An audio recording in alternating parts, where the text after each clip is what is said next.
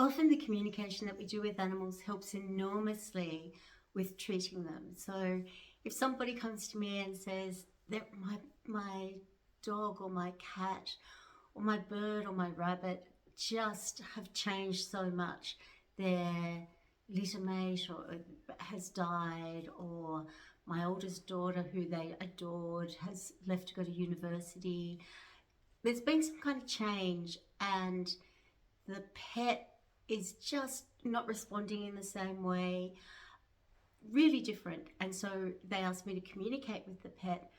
And nearly always in those circumstances, what comes up is grief, a sadness, terrible sadness, a not understanding, a feeling of loss.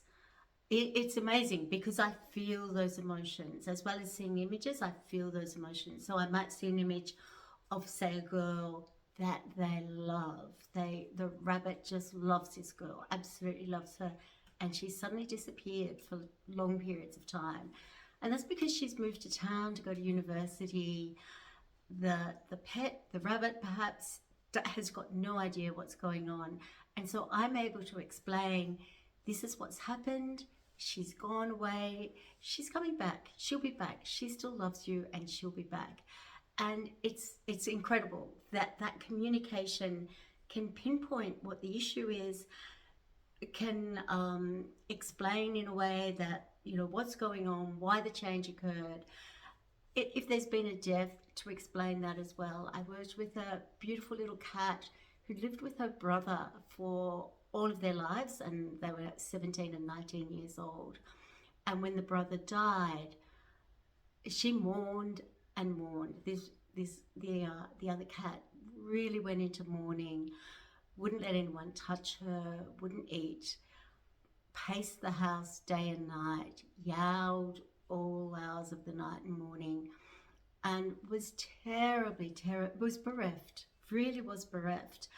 And I did some treatment on the cat that really worked. It was incredible, some tapping, but it was the communication that took place before the treatment that helped me to know what to tap on, helped me to understand where the grief came from, what the grief felt like for her and what it looked like.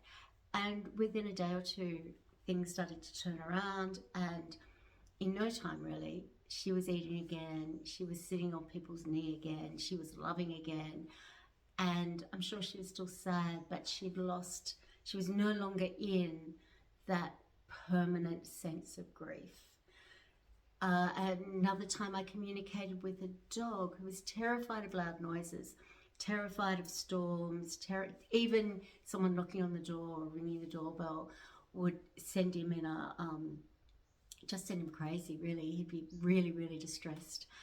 And when I did the communication with him, one of the things that came to me was that the people that he lived with, who was a mother and son, were sometimes, it was a volatile relationship at times. So there was a lot of loud noise, a lot of big emotion sometimes happening there as well. And he was scared of that.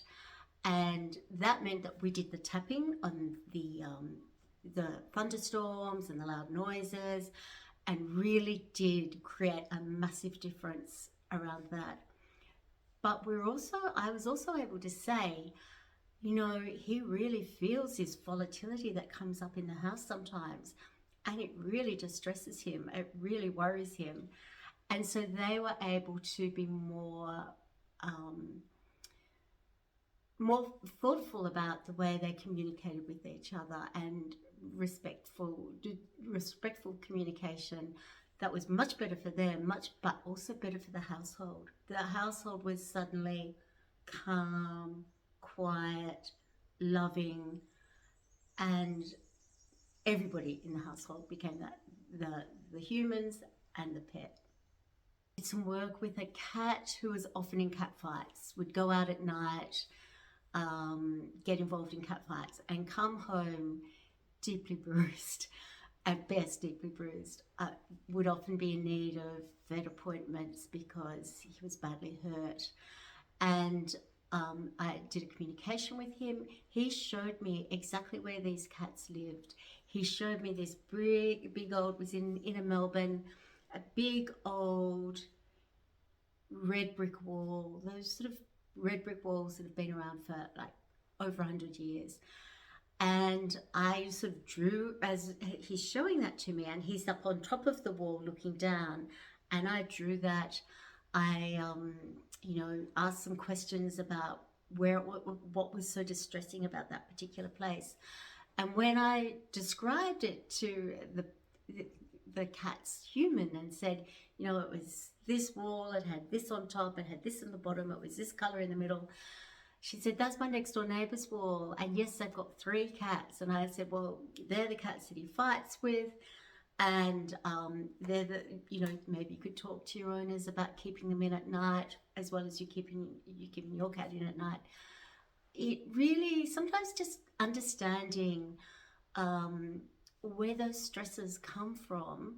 And also, the other thing that I really have to say that's so important is that the pet feels heard. The pet feels heard. The pet knows, okay, she heard that. And the pet's now saying, I'm really sorry. The human's now saying, I'm really sorry about those cats next door. I didn't realize that they were so mean to you. I didn't realize that you had such a hard time with them. So that the pet feels heard as well. A great example is Hoot, this beautiful little chihuahua that I communicated with a couple of years ago. Hoot was 7 years old, and in her 7 years, she had never toileted outside. She'd only ever toileted inside, and her human family had done everything in their power to try and change that without any luck. So they asked me to communicate with her and to tap on her. So emotional freedom technique, which is tapping. I did the communication first, and it was crucial to the success of the tapping, because in that communication it was really clear to me that Hoot adored Claire, her human mum, just absolutely adored her, would do anything for her. We have a script that talks about the behavior or the fear or the trauma, whatever that might be, and then we sort of move that along with some bridging terms, and then we turn it into something really positive. And for me, because I knew how much she adored Claire, when we were tapping on her for the toileting, and the only thing, because I'd said to her, why do you toilet inside? Why don't you go outside? And she said, who cares? I just go when I want to go, and I want to go inside. And so but because I knew from the communication how much she adored Claire, I was able to use that in the tapping, and to sort of end that tapping with, I would do anything for Claire. Claire would like me to go outside. I'm going to go outside to toilet because that's what Claire wants. And it worked. After 7 years of weeing, pooing, everything inside, she went outside and toileted outside.